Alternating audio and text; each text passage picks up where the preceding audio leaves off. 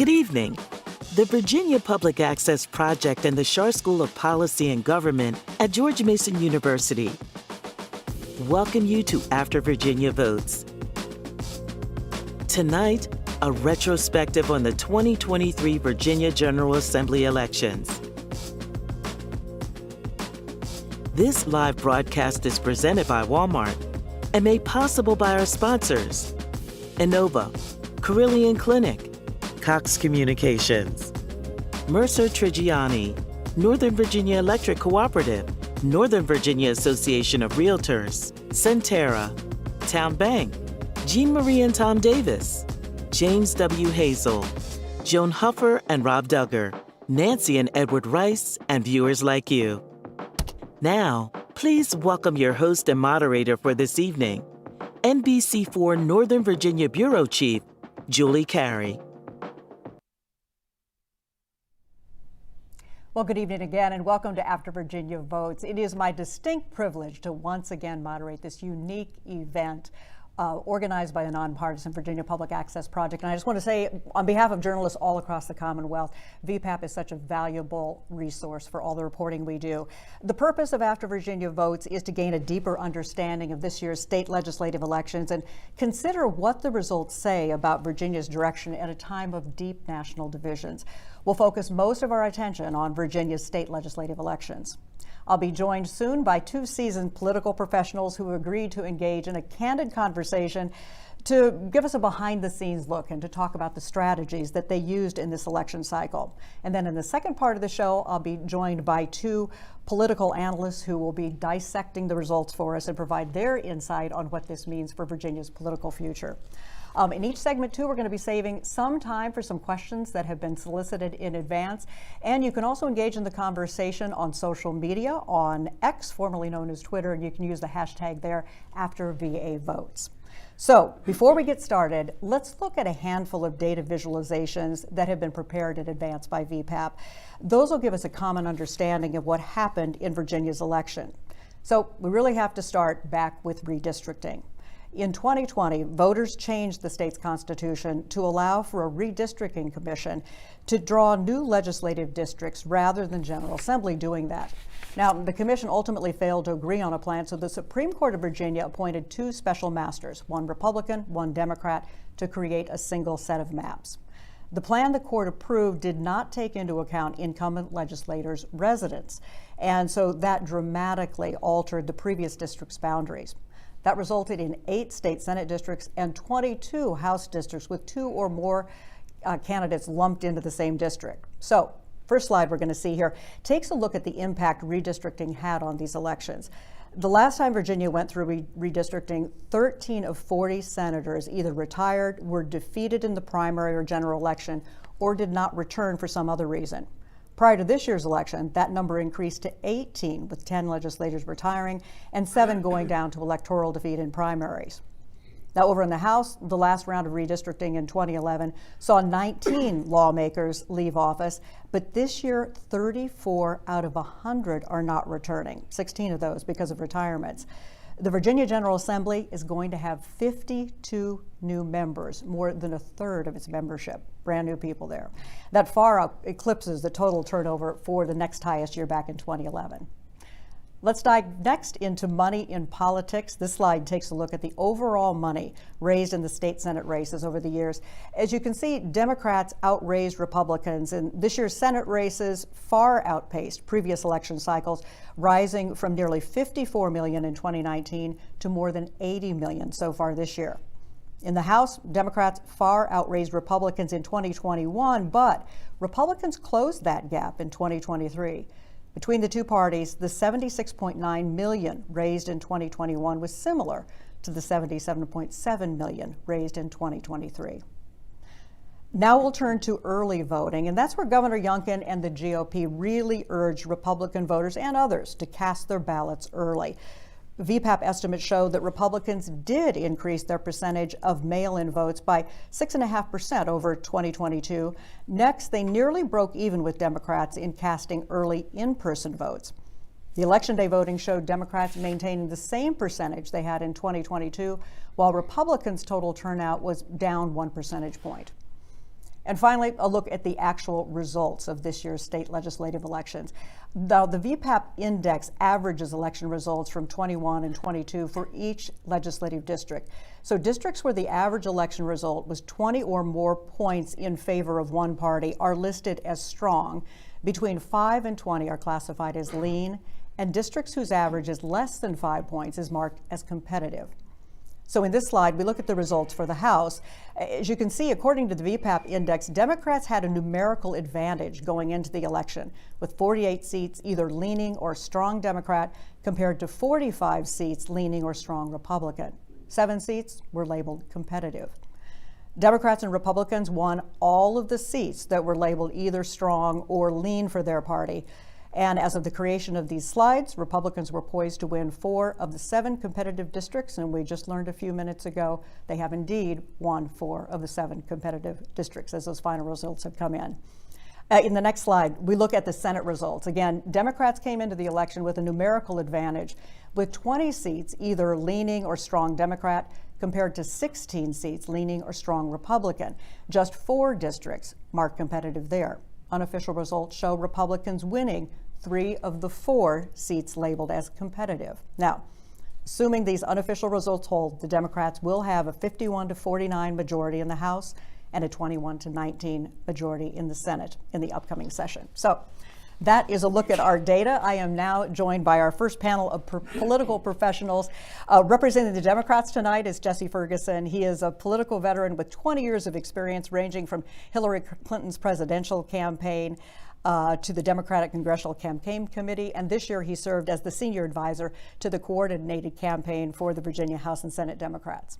And his counterpart, representing the Republicans, is Matt Moran. Matt has served as a former chief of staff to 2 Virginia House speakers, William Howell and Kirk Cox, and he is currently the executive director of Governor Youngkin's Spirit of Virginia Political Action Committee. Thanks, both of you, for joining us, and let's dig into that conversation right now. But first of all, just so our audience has a better idea, just both briefly describe to me more specifically what your role was in these legislative campaigns. Sure. Thank you, Julie, and thank you to VPAP for doing this. So as the executive director of the Spirit of Virginia PAC, I had the privilege of putting the team together that ran the coordinated campaign in Virginia this year with our House leadership teams and our Senate leadership teams. Was joined by a lot of great folks. This is my 7th cycle involved in Virginia state legislative elections, and was really proud of what we were able to put together in terms of a coordinated campaign, unlike anything that Republicans have really ever been able to do before. And bringing in Dave Rexroad as our chairman, and bringing in a lot of great folks to help us on data and comms. That was my role ultimately as the quarterback in this. And despite the outcome Tuesday night, which I wish would have been different, I'm really proud of the team and the work that they did. Jesse?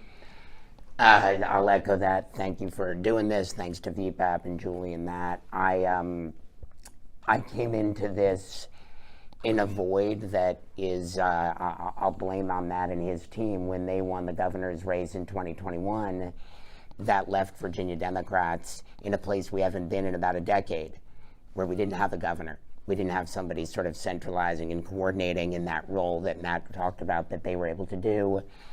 And we put together kind of a ragtag operation between a strong House caucus, a strong Senate caucus, and a coordinated campaign. I was fortunate enough to come in and advise that coordinated campaign on the message and strategy to try to drive towards, protecting the Democratic Senate and winning a Democratic House.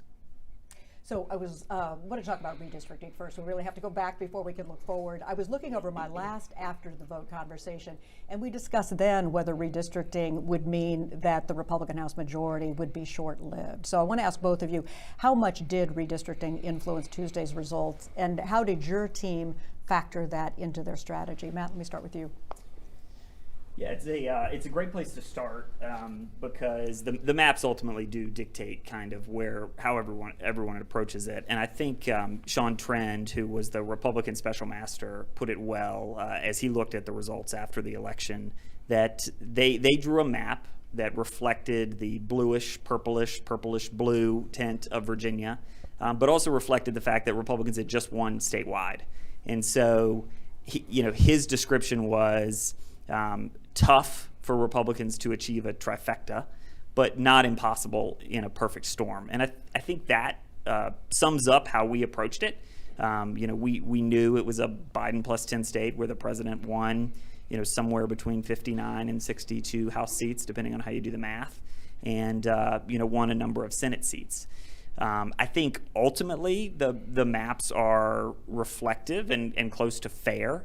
So we don't cry foul on the maps at the end of the day. We go to work on what we're given. And, it shows that Republicans can be competitive, but it was an uphill battle for us from the beginning. And we always took it that way, that we had to contend in suburban seats, from Loudoun all the way down the 95 corridor to Richmond and then to Hampton Roads, and what you end up with are districts that are generally very highly educated, where suburban female voters, which is a topic that Republicans have talked about for a long time, carry a lot of weight, where you have to be willing to go in and engage in minority communities. And that all factored into our approach ultimately of trying to go everywhere, trying to talk to these voters. It influenced a lot of what we ultimately ended up doing on abortion. So it's very fair to start with redistricting vis-a-vis where Virginia had been for the last 10 years with the maps. We'll dig into more of that in detail in a minute. So, Jesse, Democrats started with an advantage? I don't know that I would say it's an advantage. I think when we looked at it, we're looking at a bunch of voters that are what I think of as Biden-Youngkin voters, and they were Biden-Youngkin districts. They were districts that they had been successful in, I think 52 or 53 in the House, that had voted for President Biden 2 years earlier. And the question was sort of fundamentally, which party was renting them, or were they fundamentally up for grabs? And they could have gone either way. And there's one thing that's really consistent in Virginia, I would argue dating back to the 1990s, maybe the 1960s, the idea that the state is trending one direction federally doesn't always mean that the state trends that same way in state races. The state has always been more competitive. We saw that in the Warner and the Kane days. We've seen it play out both ways to the advantage of both parties. So there were absolutely scenarios that we saw where Republicans could get to a trifecta, certainly where Republicans could keep the House. And we walked into this election cycle with a narrow majority in the Senate, without the control of the House, without control of the governor's mansion, and with some structural disadvantages, many of which we were able to overcome, and I think speak to why we were successful come election day. I want to talk about early vote too. So, everybody heard about Governor Youngkin's Secure the Vote campaign, urging Republicans to get out there and cast their ballots ahead of time in key races. Now, the data that we just saw in the presentation shows that while more Republicans did cast early ballots, it doesn't seem like it bumped up overall turnout quite as much as might have been hoped for. But Republicans, I know, think it did make a difference in some of those targeted races.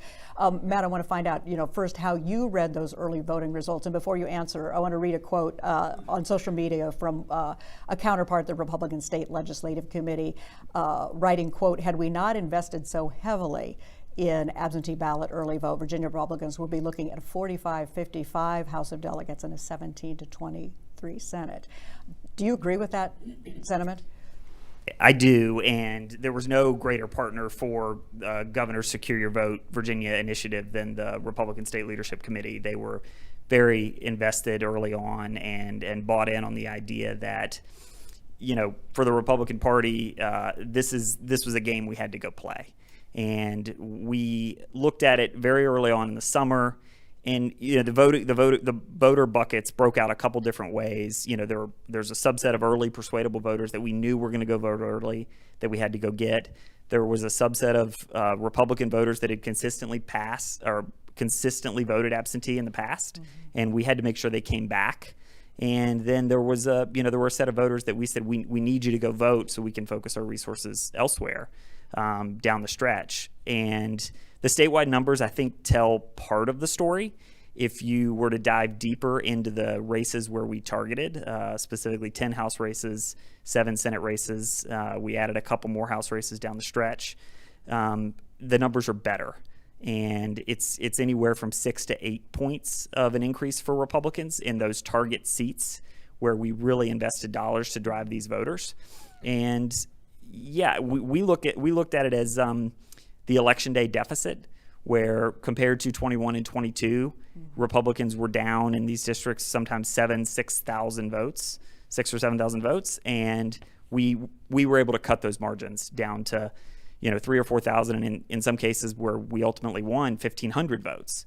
And if you just do the very simple math in some of the competitive seats where we won, the early voting or the absentee by mail improvement was the margin.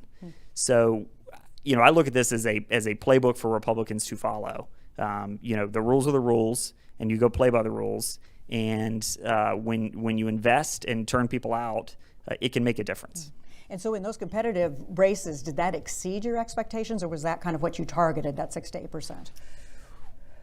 Well, our expectations were to hold the House and flip the Senate. So, just in terms of early vote. Yes, just focus on early vote. I think by every metric we hit our margin. Early on we were striving to get somewhere between 125 and 150% of the Youngkin vote in applications for Republicans, just the number of Republicans that were applying to vote absentee by mail or voting early. And in most of these seats, we ended up over 200% of the Youngkin numbers, and that was a real bright spot for us Tuesday night, was to show that there is a way for Republicans to engage on this, and it's not something they should be afraid of. Regardless of what you think about the policy, it's not something you should be afraid of. Jesse, Democrats' early voting, though, we saw declined compared to 21 and 22, but that increased on Election Day. So kind of flipping the script there. Their share of the early vote still surpassed Republicans, but what concerns do you have about that drop-off, and what concern does that present for next year? Yeah, I don't know that it's a concern. I mean, I think a couple things. Look, I think they were smart to engage in the early vote campaign. I think, first of all, let me start from democracy and then Democrats. From the sake of democracy, it's important as we're looking at 2024, as we're looking calmly cynical at a president who is either going to win re-election or declare that he won it anyway. I'm looking for anyone and everyone that will validate the electoral process. But from the specifics in 2023, I think it became really, really clear that it is hard to judge early vote patterns based on previous election cycles. 2 reasons. 1, laws have changed. The last time we had a state legislative election cycle like this was 2019. We're an entirely new legal construct for voting. And 2, 2021, we were still coming out of a pandemic. So comparing those numbers is hard. I suspect we are reaching a steady state now, a new normal. And 2023 will tell us a lot about 2025 and 2027, but it doesn't concern me that we used to have 63%, we're now having 58%. That just may be where we're going to line up now that everyone has accepted that this is the new normal for how voting is going to work. And the last thing, and one of the things that our program was really calibrated towards, was not just turning out votes, but particularly turning out low propensity voters, because ultimately all you end up doing is you cannibalize your election day voters and you move them forward. About 85% of the early vote voters this cycle were what you would call 4 of 4s, habitual voters. They vote in every election cycle. So moving them to early vote is fine and it's good.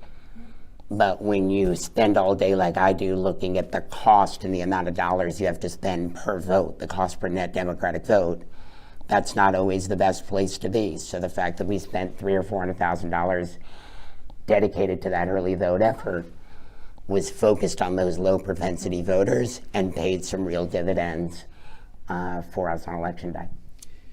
If I could just jump back in, because I think it's an important point, and we've certainly heard people suggest that we cannibalize the Election Day vote.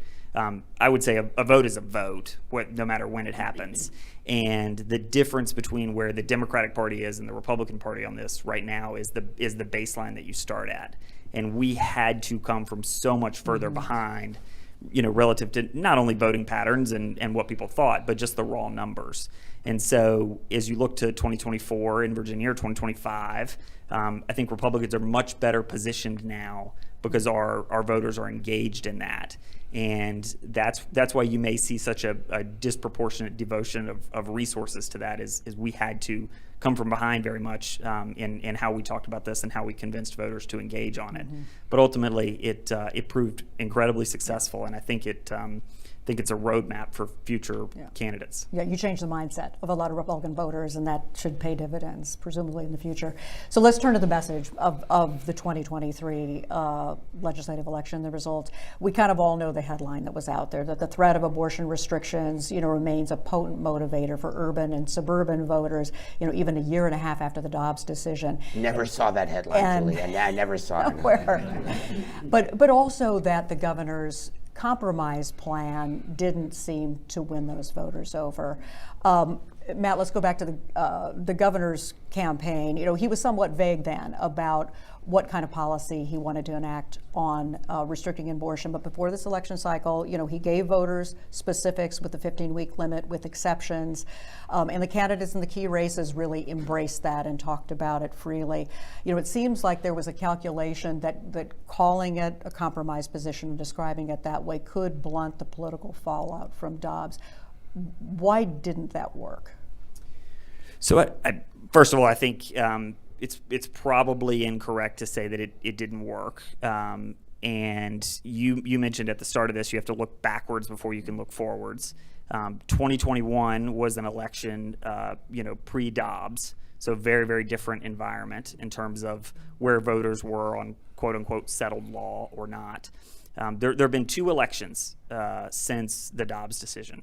And I think Republicans nationally saw what happened in 2022 when you largely ignore the issue or aren't willing to engage with voters. And the governor was very clear from the moment the Dobbs decision came down that he was looking for a way to bring Virginians together around a reasonable 15-week, when a baby can feel pain, with exceptions for rape, incest, and life of the mother, as a policy position. And so this is the second election now, and we have one test case where Republicans largely attempt to ignore the issue, and now we have a test case where we engage. And we got outspent and outgunned on this issue heavily. Democrats ran somewhere between 57 or 61% of their ads on abortion. Of this, you can do the math on of the $65 million that Democrats spent on TV. Large amount of that was devoted to abortion. And we felt like we needed to give voters a clear choice by presenting an alternative. And again, I'll go back to in a Biden plus 10 state where we won, 13 Biden seats and 7 seats that congressional Democrats won. I think there's a very fair case to be made that we did in fact push back and bring the ultimate outcome closer because we were willing to engage on it. Jesse, Democrats made a clear decision to essentially make abortion their signature issue, abortion rights, the centerpiece of their campaigns. How much did using the abortion ban labeling contribute to their success? I think it was less about the labeling than it is about the fundamental substance on this issue, and this was consistent from 2022. And now, the governor had his position on 15 weeks. You had other candidates who were on tape saying they would go further. I think I just saw earlier today, Congressman Good was out there, talking about how the governor didn't go far enough and he should have been for a 6-week ban. And I think it fundamentally misses the point that's been consistent since the overturn of Roe, which is I don't know that there is a packaging problem that Republicans have on this issue. The voters have been pretty consistent. The problem is the package. 24% in the Schar poll said they supported any new limits on abortion. 74% said don't. And that's consistent in a lot of the data. So you can re-slice it, you can repackage it, you can reposition it, but fundamentally the public's been really clear. They do not want to see restrictions on this right. And we leaned into that in our messaging. It wasn't just saying the word abortion. It was about what it meant. It was about the extremism that undergirded that view. And it was what it meant to rewind that right And that was really what we saw in qualitative work. You could see it in focus groups, you could see it in polling, you could see it on the doors. That's really what animated people more than anything else. And I think the post-election, the debate has gotten kind of reduced, I think, in some ways to a, should they have said this, should they have said that? The Republican caucus fighting about how they should have talked about it. And I think I hope that is the conversation they continue to engage in rather than fixing the package before 2024, because it'll play to my benefit. But I think it's like, it's sort of like the problem with selling the Pinto. It wasn't the marketing, it was that the car used to randomly catch on fire. And fundamentally, there's some things you can't, some things are fundamentally a problem. Matt, let me have you comment on what Jesse just said. The Washington Post story over the weekend, several unnamed Republicans were critical of the governor for putting so much of an emphasis on the abortion proposal. One of their quotes was, "We literally ran on one of the third rails of politics." It doesn't sound like from your prior answer you believe, though, that the governor and the candidates he was supporting talked too much about it and put too much into ads about it, or is there some truth to that concern? Good question, and I think the Monday morning quarterbacking on all this is fair, because I'm the first person that's going to sit down after an election and say, what could we have done differently? But the notion that we literally ran on abortion, probably belies the facts a little bit. While Democrats spent close to 60% of their ad money on abortion, I think on the Republican side it was somewhere between 4 and 8% on the House and Senate side, and Our view on this was informed largely by the work we started in the spring. We joked about it before we came out here. We all do a bunch of modeling and a bunch of focus grouping and trying to figure it out. And we knew that there was a path to show voters that Republicans had a common sense position of reasonable limits, and that there were a large block of voters that were receptive to that. I think once the ads started, and definitely not here for a policy debate, but very fair to say that a lot of the Democratic ads went much, much further in their characterization of the Republican position. Some of them would say they were false or not true. But at the end of the day, we had to engage there, and we had to push back at a high level in order to inoculate a lot of the brand problems that Jesse was just talking about. Because voters do see what Republicans in other states are talking about. And, they do hear some of the things that are reported in the media where Republican candidates talk about the issue less than artfully. And we had to lay that back out. If we didn't, we were ceding the ground, which is ultimately what Republicans did in 2022. This issue for us, the best issues were the president and inflation, the economy, crime, things that really do resonate, education, of course, where Republicans have closed the gap a lot.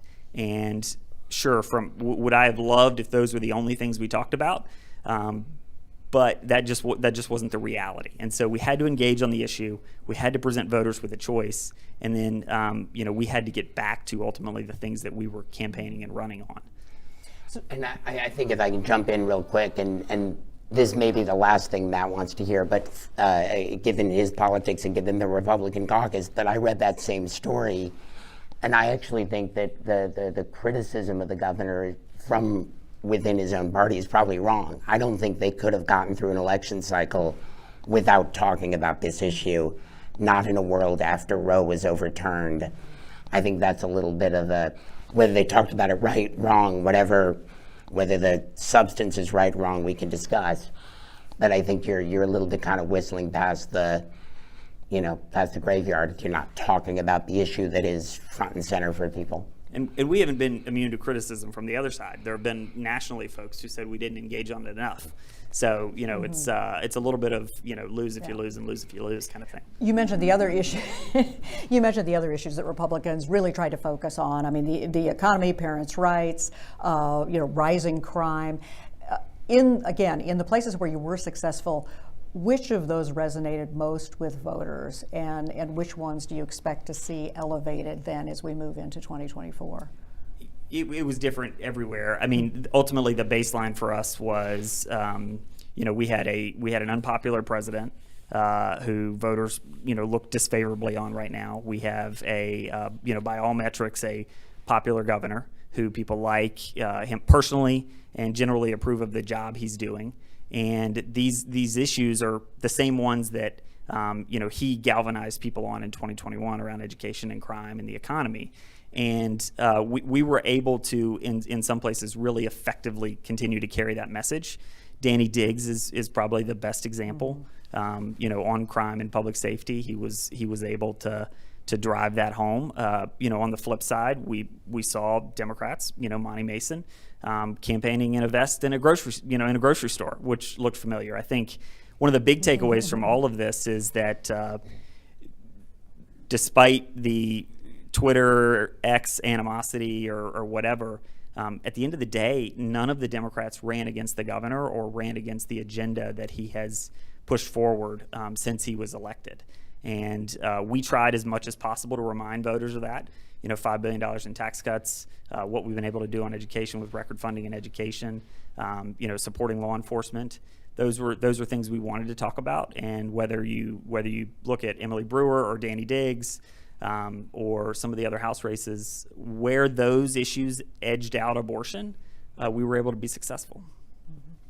Let me turn to money. And while my station, NBC4, and all the other stations were clearly beneficiaries of all those TV ads, I don't think any of us could have ever imagined that many legislative candidates buying that much TV ad time, in the places in the Commonwealth where things were competitive. Jesse, does this cycle set a new norm for legislative campaign advertising, or was this unique? I'm thinking particularly of Democrats when you just had that one issue to continue hammering away at. I mean, what do you think about this?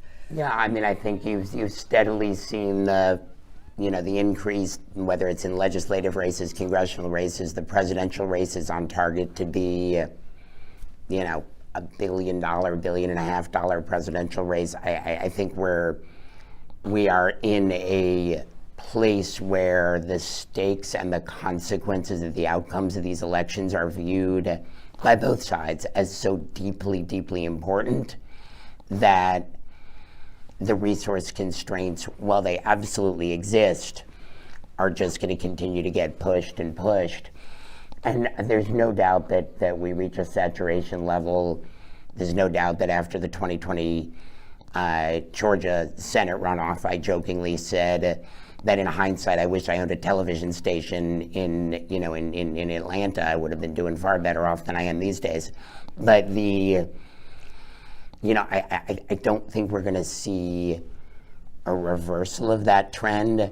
And I think contrary to that, I think what you're seeing more and more is smart media campaigns. We saw these in a lot of the state legislative races in Virginia, and to the credit of the two caucuses and the DLCC, the Democratic Committee for Legislative Races, we're starting to see people run what I call like a 360 media campaign to really reach voters. So it is on television and it is on NBC4, but it's also on YouTube, and it's also through an influencer program, and it's also on connected devices and streaming services and Roku's, and you really have to reach people 100% of where they are, because the attention span that the average voter has right now is less than it's ever been, and they're getting bombarded by more competing messages than they ever have.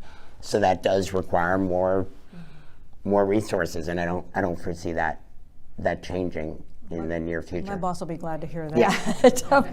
Matt, what was your expectation about that going into these races, about the amount of money that you'd have to spend on TV, and did you have to sort of retool and move resources to keep up with what the Democrats were spending on the air? Yeah, the ultimate outcome in terms of dollars spent is actually very much in line with the trend. And if you just look back at 2019, you can see, the trend is heading where it is. And so we landed there.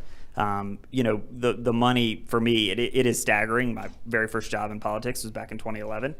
Ran one of the very first House of Delegates races that ever crossed $1 million. And, since then it's only continued to grow. We knew coming into this election we would ultimately be outspent. Despite the governor's efforts, and when it's all said and done, he will have raised and contributed probably 5 times that of any other governor. It's like Jesse said, just the attention span of voters made worse by the fact that Virginia has elections every single year, or better, depending on your view. You have to go at them in so many different ways, and the stakes are high every single year.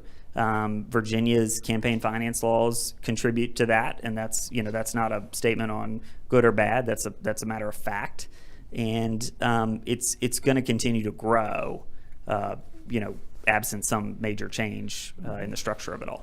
One last thought to drop in on that, which is I absolutely walked into this cycle expecting us to be outspent heavily. I think the governor was raising more than any governor has ever raised in Virginia history, to their credit.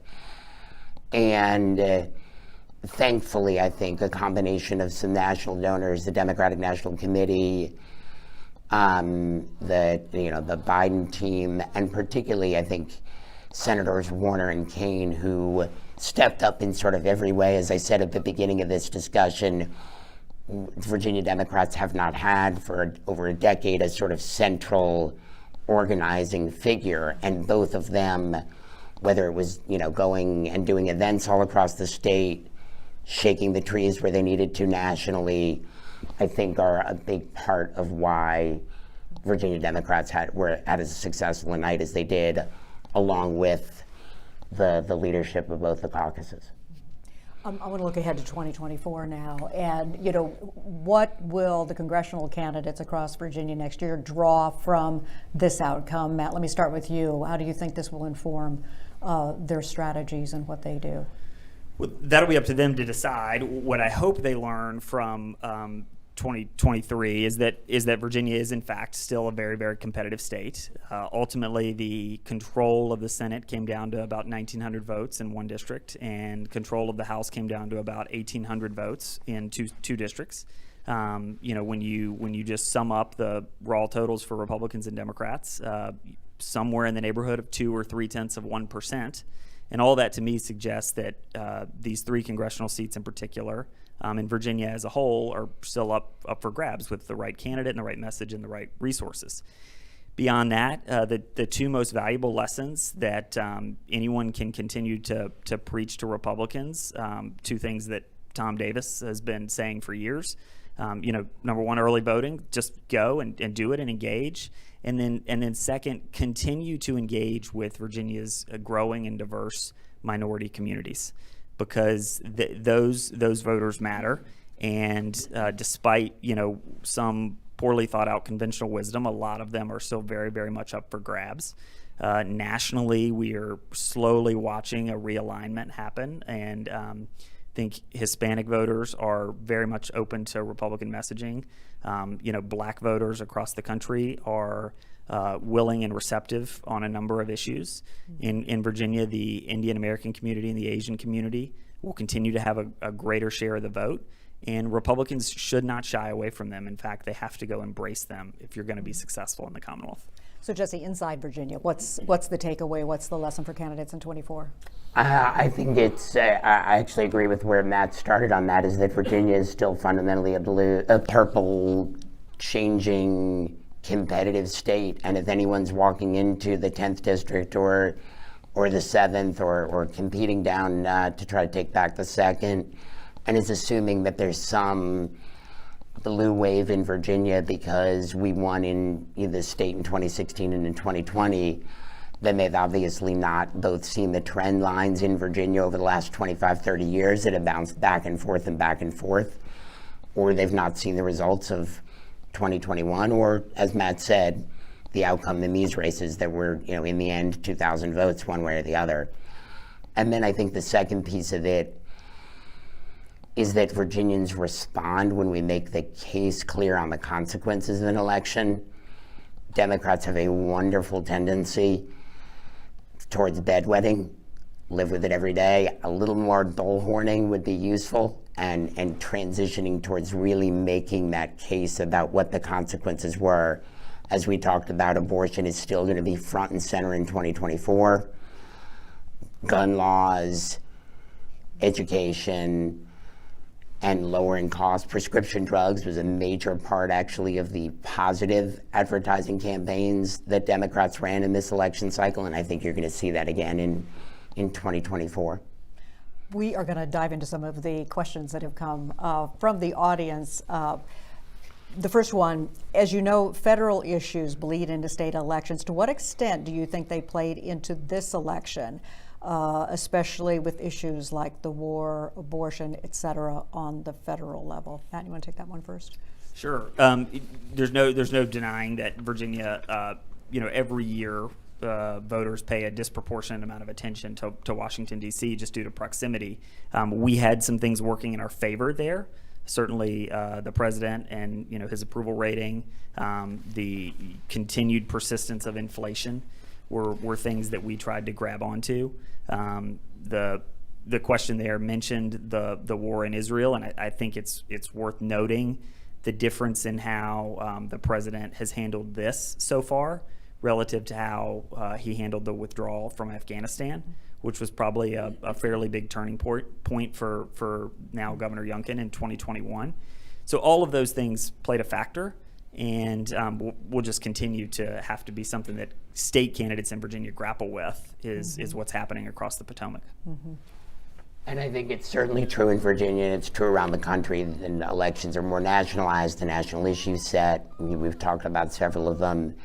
I think one that's gotten under-discussed coming out of the results is the role that the kind of chaos in Congress played into these races. No, the federal government did not shut down like we were worried about, 2-3 weeks ago. We'll see what happens the end of this week. But the combination of the debate about shutdown, a 3-week period where Congress was shut down and they were debating about which speaker to have, and all of that drama, all of that chaos, we saw about a 9-point decline in the Republican Party favorability across battleground congressional districts nationwide. I guarantee you that similar dynamic played out in Virginia. And I think that played into the larger indictment that Democrats were making, that the Republicans had become focused on something else. They weren't focused on the kitchen table issues that mattered in your daily life, and that could have been abortion, that could have been chaos, but they weren't focused where voters wanted them to be. And I think Republicans probably, I don't know if it was 1,800 votes, but Republicans in Virginia probably paid a price for the chaos in Washington. Let's turn to another one. You've sort of spoken to this question, but maybe it asks for a little more specificity from each of you. What did your polling show as the top 3 issues on voters' minds, and then how did that shape your messaging, Matt? Yeah, and every pollster will tell you it depends on how you ask the question. Oh man, we saw pretty consistently that collectively pocketbook issues of the economy, jobs, inflation, was number one, and education and crime were there. We saw a little bit of healthcare. We certainly saw abortion as a factor. And the results are very different if you ask people what's the most important issue versus if you ask the people what's the most important issue that you want the governor to focus on, or what's the issue that's most likely to impact the outcome of your vote. And so there's some movement there depending on how you look at it. On impacting the outcome of your vote, abortion generally trended higher for us. But at the end of the day, and maybe this is also a lesson for 2024 and 2025, is that the economy, inflation, jobs, crime consistently were top of the list. And if Democrats want to continue to run solely on abortion, I think that would be a mistake for them. I wouldn't disagree with the list, and I agree with you on the structure. And was that Democrats' list too that came through in polling? Generally, yeah. I mean, economic issues, pocketbook issues, healthcare, abortion was absolutely up there, particularly for independents and Democrats, less so for Republicans. And that's the problem with that question, is it becomes a party proxy, which both sides voters answer the way they think you're supposed to, instead of the way they actually view, which is why I think it's particularly instructive when you actually test and when you do ad testing and other things, what actually creates an emotional connection and gets a voter to respond and change their opinion. And a lot of times we saw that was abortion, but we also saw a lot of evidence, and I think this will be an unfolding piece going into 24, that the Republican focus on culture wars, on abortion, on gun, on weakening gun laws, on trans issues, whatever else, that their focus is so obsessive on that voters see them as not focused on the issues that matter in people's daily lives. And that was a powerful part of the narrative in 23, and I think will be going forward as well. Another audience question. This one did not come from my boss. Money should not be the deciding factor in elections, but it is. How do we fix this, and what sector organization could lead the effort? Any thoughts about that? Sure, I'll start right here at home. Transparency is the number one thing, and BPAP does a great job of that. I'm a big proponent of free speech, and I'm a big proponent of transparency as the answer to criticisms there. One of the beautiful things about Virginia is that something like 96% of the television advertising came from candidates themselves and their committees, which is quite different than what you see at the federal level, where a lot of groups with very pretty names end up putting on a lot of the television ads. And that's kind of where I draw the line about what's better for democracy, speaking personally, is that when you can connect the dollars to someone whose name's on the ballot, that's healthy. And Virginia is a great place to be because of our transparency on that. Mm-hmm. Yeah, I mean, I agree on the transparency point wholeheartedly, and I think Virginia's system and the work that VPAP does is really a national example in terms of transparency, and I hadn't heard that 96% statistic, but it sounds right, and I think speaks to a real value in people knowing who is actually communicating. Big picture, I do think that there are reforms that can happen at the federal level, that we can overturn the Citizens United decision, and there's other things that can happen to begin to root out some of the rotting effect that money in politics has had, particularly at the federal level. I think there are things that we can do, but until we get to that point, I'm not a big fan of Democrats unilaterally disarming or showing up to a gunfight with a spoon. So we're gonna, Matt talked earlier about working on the early vote with the rules that you're given. That's sort of my attitude towards campaign finances. Until the system changes, we're gonna operate in the rules that we're given. I asked you about the comment on the result of this election, how it will impact candidates within the Commonwealth, but what about candidates outside our borders in 2024? Is there anything, again, in the messages that will influence races in other parts of the country? I mean, there was a lot of talk before this election that, if the governor had the trifecta had happened, that there would be a real blueprint moving forward for other candidates on how to deal with abortion. That doesn't seem to be the case, but you may disagree. Matt, what do you think this suggests to people outside the Commonwealth, candidates outside? Again, coming at it from the fact that I'm very proud of what our team did, and early voting is certainly part of that formula for success moving forward. I think we did better neutralizing the abortion attack than maybe people have initially given credit for. So I wouldn't write that off as something to look at in the future either. But ultimately, the trend that I look at most nationally that you can apply to Virginia is education and the percentage of the voting population with a college degree. And if you stack up states based on education, you can see pretty clearly that that has actually become more of the dividing line for Democrats and Republicans. And I think Republicans need to continue to work on how to communicate with highly educated voters in a nuanced way, and convey their messaging to them, in more of a hopeful, optimistic, and solutions-oriented, again, nuanced way. And I think Governor is trying to lay that roadmap out, and it would be important for anyone that wants to be successful nationally to look at that. Jesse, what do you think? Yeah, I mean, I think, there's this real disconnect, and we all sort of lived through a split screen moment nationally between the weekend before the election, where there were some polls out there, some of you may have seen them, that didn't look real good for Democrats, and then 3 days later, Democrats surprised by winning the House, win the Senate when it was really a jump ball, and all the rest.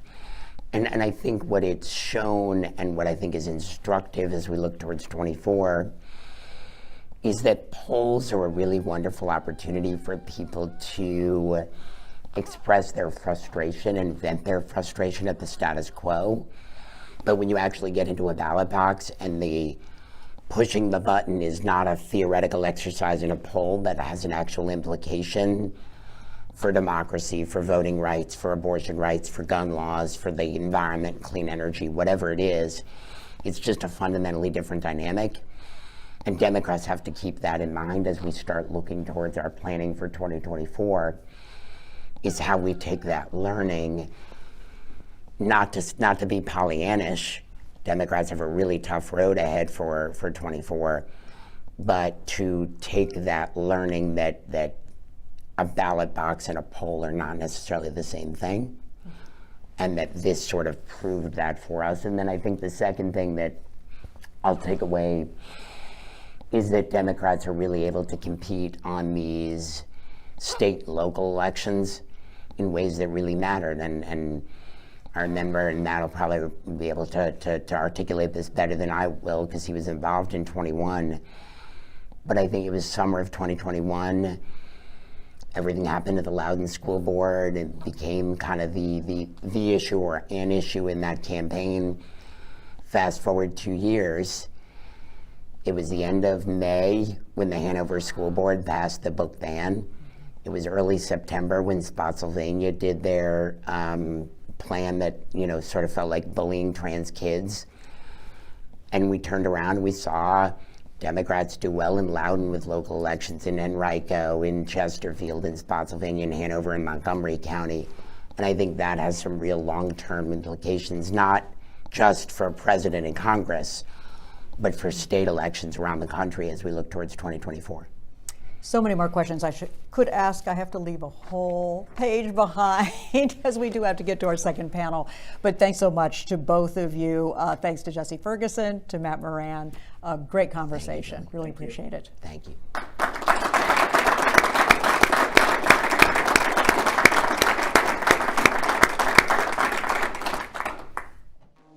We're a purpose-driven company. It extends well beyond just toothpaste on a shelf. Being partnered with Walmart, it's an amazing opportunity. We immediately went to, I can't wait to see the impact that we're going to have. When Walmart invests in us, we're able to invest in veterans by providing employment opportunities here in the U.S. As a veteran myself, I'm thrilled that we're going to make a bigger difference. The lives that it's going to change, that's what drives us every day. Small businesses really is the backbone of America. Walmart is the biggest retailer in the world, and to be a part of that, oh God, it's so inspirational. When we get a deal with Walmart, then we're able to help someone with a job. Not only are we making our lives better, but all those that's in our community. It's what dreams are made of.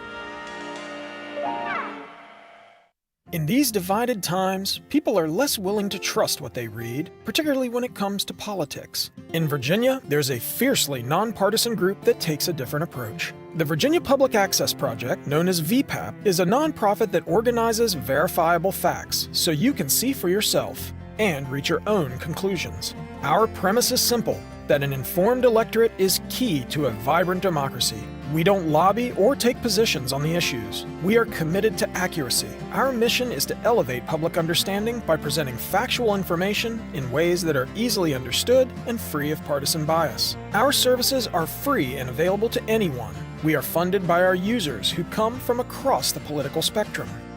See for yourself at vpap.org, where you'll find information about Virginia politics that's designed to inform, not inflame.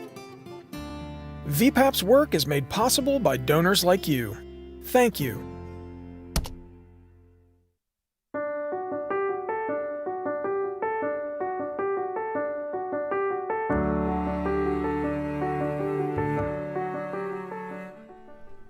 Welcome back. I'm now joined by our distinguished panel of analysts, and we're going to look ahead to consider what the results might mean for Virginia politics in the future. I'm pleased to welcome Dr. Jatia Wrighten. She is from Virginia Commonwealth University, and Dr. Stephen Farnsworth. He's director of the Center for Leadership and Media Studies at the University of Mary Washington. Thanks to both of you for being with us. I'm going to do the same thing I did with the other panel. We'll go back before we look forward. So I want to dig in a little bit more on back in May and June with the primaries, with redistricting. You know, we had a lot of people running for office, a lot of competitive primaries, more than is typical. We especially saw that in Northern Virginia.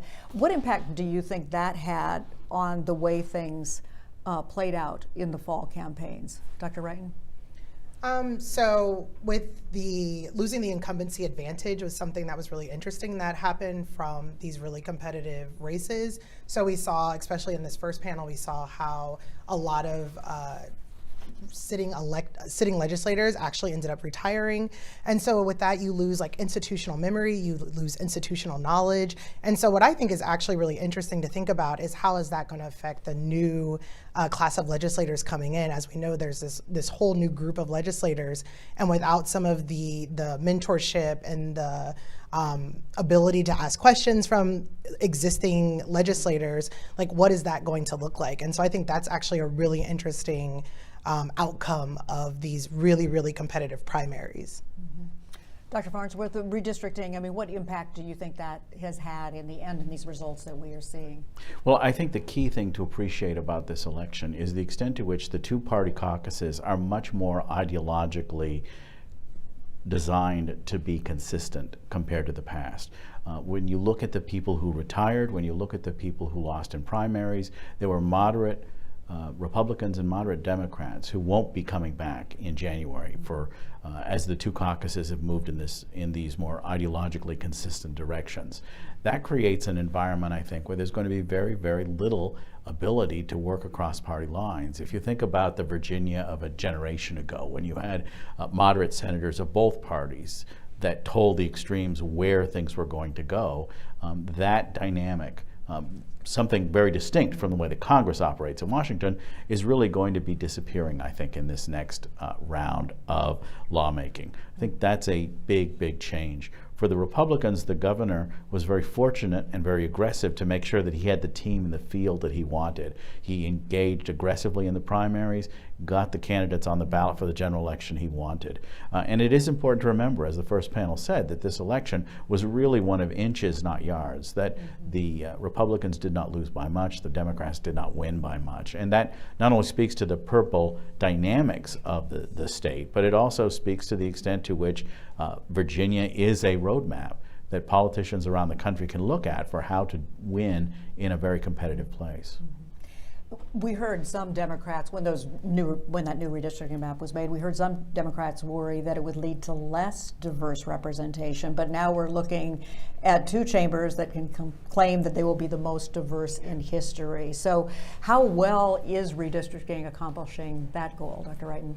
I mean, I guess it depends. Like, is diversity one of your goals, right? And what do we mean by that? So each party has a very different understanding of what they mean by diversity and whether or not that really is the goal of the party. So for example, we could talk about diversity not only in maybe like race and ethnicity, but in terms of gender. We could be talking about it like ideologically. And so when you're thinking about has this helped diversity, we really need to think about what we mean by that. So in terms of maybe it being more ideologically partisan or polarized, maybe we see more of that. And is that something that is positive for democracy, positive for state legislatures? But if we're talking about like descriptively, like and substantively, so looking at each chamber and thinking about there are 44 women now in the state legislature, we are talking about 16 women of color that are represented. So these are sorts of things like, does this matter to us, and is this something that we are striving for with redistricting? And I think each party would probably suggest that there's something very different that they have in their heads when they're talking about the benefits of diversity. Well, so Dr. Farnsworth, do we credit these new maps with the greater diversity or not? I think the answer is yes. We are looking at an environment that is much more open to people who are not established politicians, who are not incumbents, competing in this system. Remember, we had a large number of districts where there was no incumbent. And particularly in many of the fast-growing areas of Northern Virginia, even being an incumbent doesn't mean you're that much of an incumbent, because some of your district is new, but also you have had a lot of people move into the district, say in the 4 years since you previously were on the ballot as a state senator. So you have a dynamic that really does create a lot more fluidity than occurs in those elections once these new lines have been drawn. And so once every 10 years, that first election or two with the new lines, you have a great deal of opportunity. And more so this election cycle, because the lines were not drawn by one party or the other. And so that creates an environment where we have representation that looks a lot more like the range of Virginia when we talk about this kind of diversity. And it's absolutely the case that a more open system that is not where politicians are drawing their own lines is part of the reason why that's happening. So we heard those directly involved in the campaigns talk about their takeaways from Tuesday's results. Dr. Farnsworth, you wrote a really great piece about your assessment that was published recently in The Conversation. And it pointed out that polling indicated ahead of the election that 70% of Democrats, 54% of independents cited abortion as a major voting factor for them. Certainly the governor and Republicans had the same data, but in spite of that, and Matt Moran kind of spoke to this, did he really have any choice but to stake out a specific position on abortion to satisfy the Republican base and then hope that that compromise might work and appeal to other voters? Yeah, I think that you couldn't not talk about abortion. I think that that would have been completely unacceptable to voters. When you look at the number of people who've been motivated by this issue in Virginia, like the rest of the country, there has been a significant backlash, and that has really empowered Democrats around the country, and it has really empowered referenda issues on the abortion question. And so the consequence of the Supreme Court decision is bad news for Republicans. And it seems to me that while the governor made an effort to try to split the difference, to try to compromise. Compromising doesn't necessarily work on an issue like this where it's legal or it's not, and whether it's 15 weeks or 6 weeks, the idea of further restrictions is just simply not where the public is, and that creates a big, big problem no matter how you talk about it. There's one other issue, of course, and that is what people have said before Dobbs and what they say after Dobbs. And so there were a number of individual Senate candidates that were willing to go along with the governor's 15-week rule, but that's not what they said in the past. And so there's a question of inconsistency that's a problem. And so I think Democrats were fortunate politically that they had that issue to run on, because when the conversation was more about crime, when the conversation was more about economic uncertainty and anxiety, I think Republicans could do much better with those issues. But when the issue is about abortion, Republicans were clearly facing a difficult environment. Dr. Wrighten, this Democratic majority is going to bring with it some history-making moments come January with the first black Speaker of the House. You've been kind of closely studying the influence of black women and that growing influence in the General Assembly. How striking has that been to you, and what do you think is fueling that? I mean, I think it's important to look to history. So even though Virginia is purple, we have to remember that Virginia is below the Mason-Dixon line. Virginia is a southern state. And so it is absolutely fascinating to think about a state that was one of the most exclusionary in the South. And Richmond is the capital of the Confederacy, and yet we have a state legislature that is one of the most diverse in the entire country, but also it has one of the highest number of black women serving in the state. Not only that, I think we often forget we also have a black woman who is lieutenant governor. That is the first of its situation in the entire country. And so when you think about Black women and the role that they play, not only as voters, but also as sitting legislators, you have to think about what their role has been historically. Black women historically have been excluded from institutions, especially political institutions in this country. And because of this, they've had to work outside of these institutions in order to gain equal access to political, social, and even economic opportunities. And what I always argue, and this is a lot of my research that I do, is the fact that Black women are the most oppressed in this country. And so when democracy doesn't work, they are the group that feels it the most. And I think that their actions, the way in which they participate in elections, especially at the state level, and Virginia is a very good case for this, it shows that their ability to work outside of institutions, and then once they're in these institutions, rise to leadership, is all really, speaks to their strength as not only grassroots leaders, but also leaders of their community. And so Virginia is a really good case study in this way when you're thinking about Black women. And I think, the speakers in the previous panel sort of mentioned like this reaching out and trying to incorporate minority voices and these sorts of things. But the thing is that these minority voices and Black women have always been here. It's just the case that now Virginia actually allows Black women to actively participate.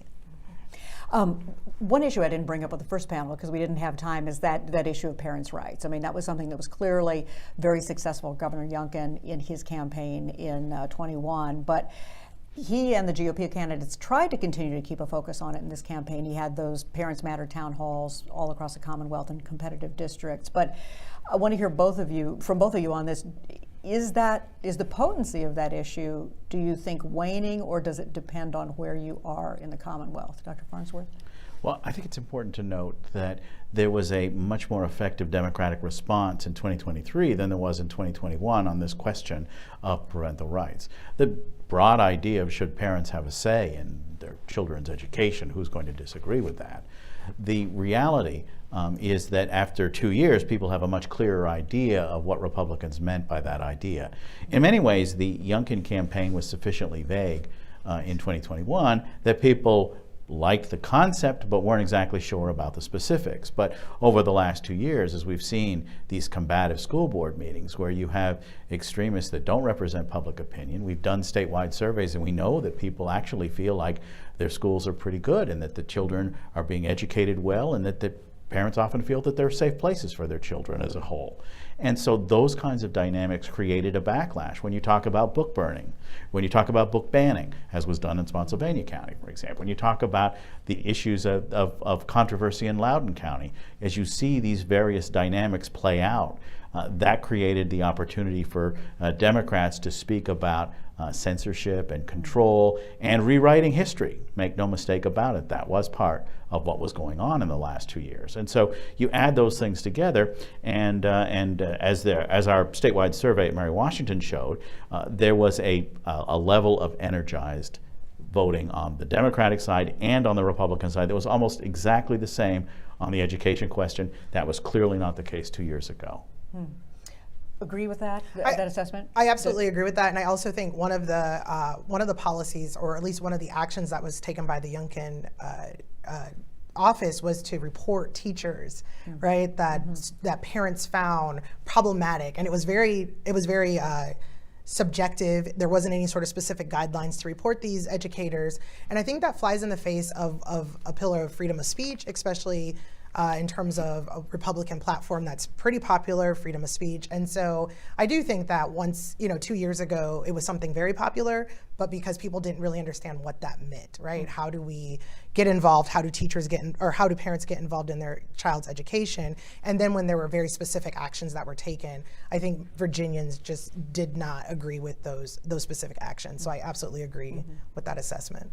One thing I want to pick your brain on, we know how deeply partisan voters seem to be right now. So I was really fascinated by the ticket splitting that went on in a couple of places, especially in Northern Virginia on my beat, so I really noticed that. But, you know, out in Loudoun County, for example, while the school board remains in control of Democratic endorsed candidates, the 2 Democratic endorsed incumbents were bounced in the wake of the controversies out there.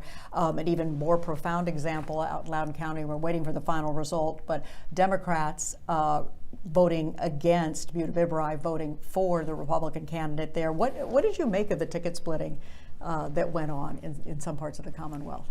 Well, I think that I think once again we see that voters are savvier than some people think they might be. They're able to make these distinctions. They did not, by and large, feel that the governor should be more engaged in education, that this should be more of a local matter. And what they choose to do in that local community affects the choices that are going on in that community. Clearly in Spotsylvania County, one of the key sort of hot spots in the education cultural battle of the last couple of years, you could see a movement towards a more pragmatic school board. In the case of Loudoun County, of course, there have been a number of high-profile issues involving student safety and questions of identity of students.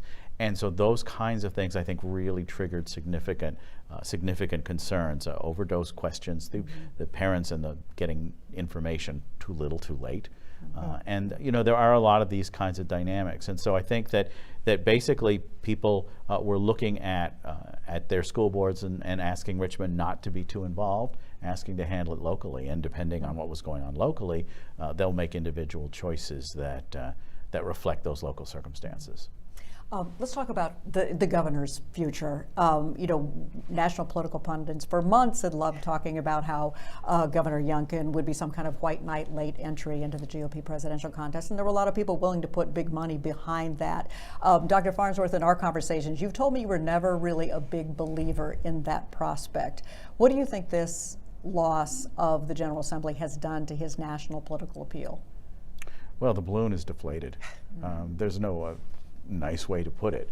The reality is that the folks who were thinking that Glenn Youngkin would have been a solution to the Republican nomination issue, I don't think that was ever in the cards. I don't see how Glenn Youngkin, whether he won the majority in the legislature or not, would be in a position to be able to secure what a stage full of Republicans cannot do, and that is dent the 50% or so support that Donald Trump has in the Republican primary. Youngkin wouldn't have done any better than Nikki Haley or Ron DeSantis or any of the rest of them, in my opinion. And the circumstances of the election in Virginia just means that he's going to have to pay a little more attention to what's going on in Virginia going forward.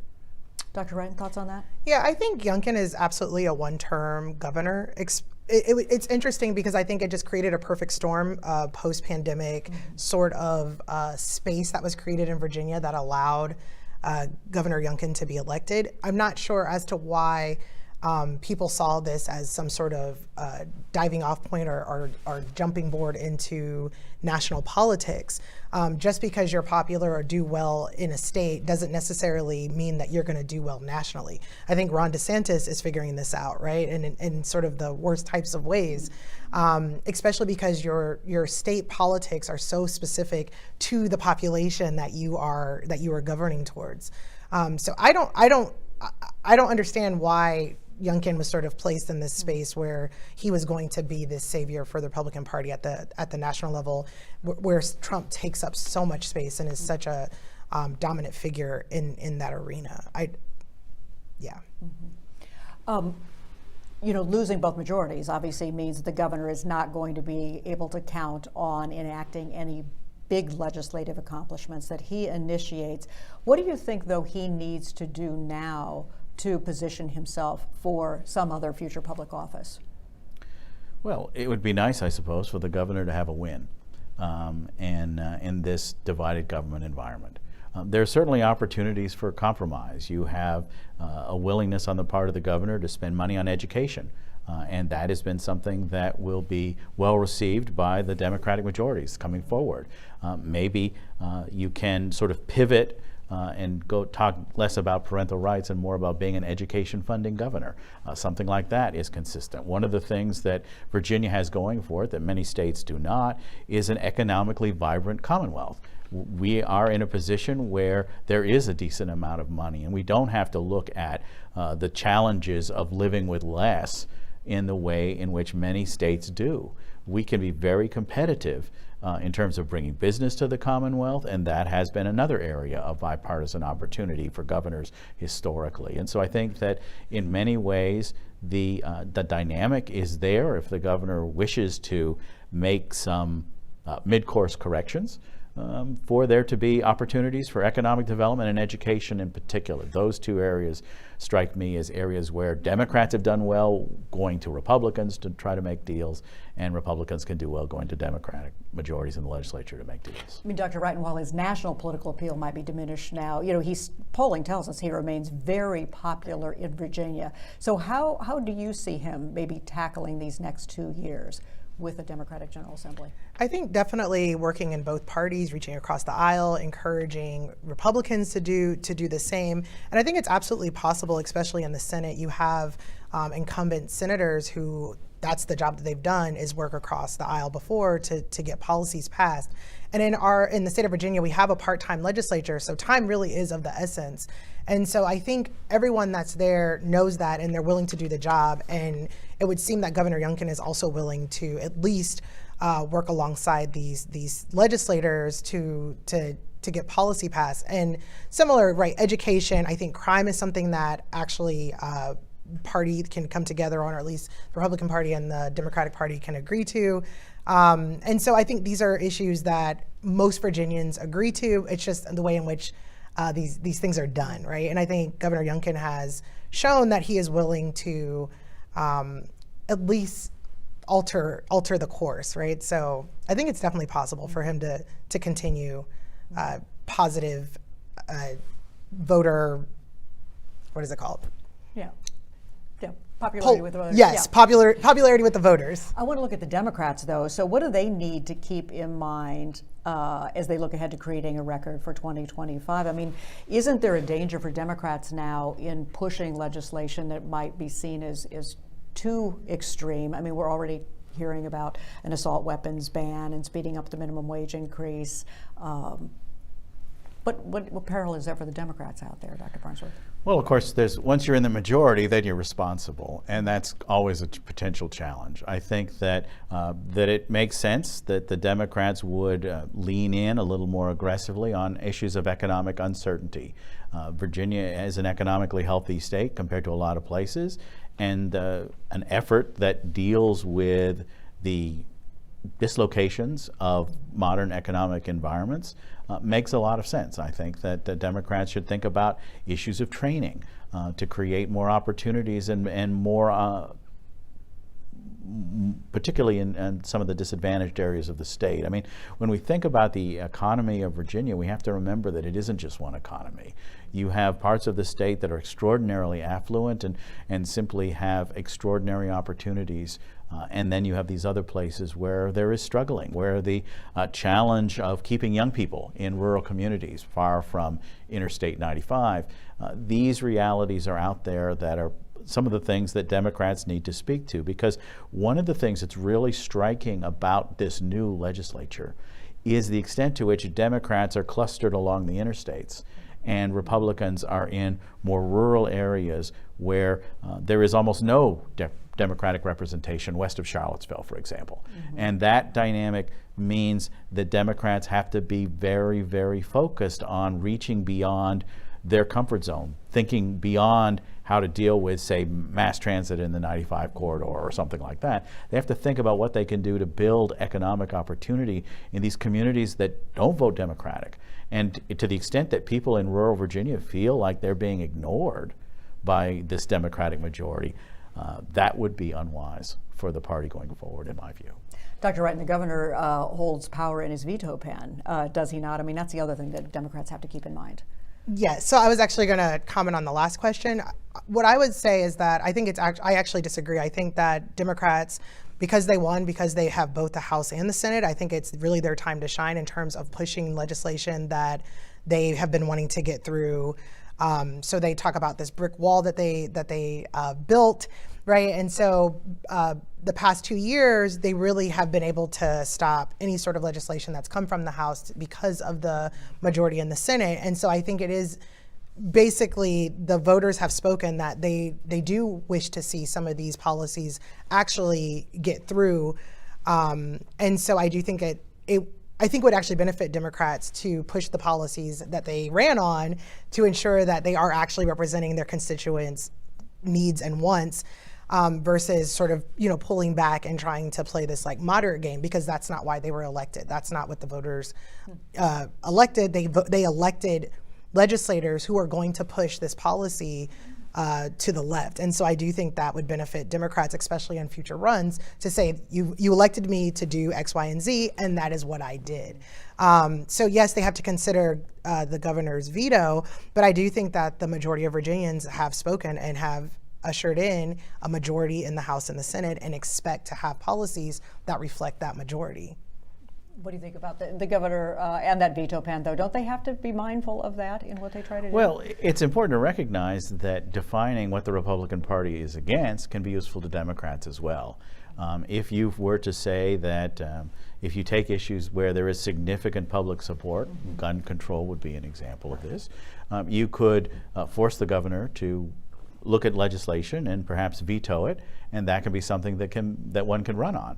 I do think that that is a strategy that has often been employed when the legislature has one party in power and the White House or the governor is the other party. And so there is that opportunity. But it's also important not to overreach, because you remember, we do have the lesson of the Democratic majorities that lasted during the Northam years, and the consequences of a target-rich environment that comes after that period of time is something that is a potential problem. I think that it is a challenge. You have to figure out when to hold them and when to fold them, as the saying goes. But there are certainly opportunities for Democrats to say that this majority believes in this and the Republicans don't, and here's what we think. But there are also opportunities to say that parts of Virginia are really struggling, and there are ways that we can deal with that as well. And that may involve a bipartisan compromise, because remember, budgets don't happen with narrow majorities absent a governor. Dr. Wrighten, in what ways do you think that Virginia's results in 2023 are going to influence Virginia congressional campaigns in 24? Yeah, I think the country looks at Virginia as a bellwether to predict what we're going to see at the national level. And I think that makes sense in some ways, but in other ways it's misleading. So as we know, we had a Republican governor that was elected, but Biden won this state, by plus 10 points. And so you have to think about, what does that mean at this national level?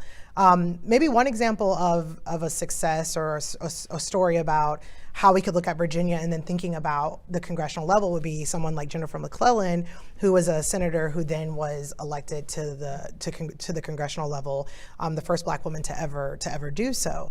And so I think in terms of Virginia, people look to it as a model of what can be possible in a state that has a very diverse population, but also very diverse economics, very different sort of geographical situation in Virginia. And so I think looking at what happened here is Republicans and Democrats alike should really take some notes about what's important to voters, what signals voters are sending, and what is sort of at the top of mind for voters.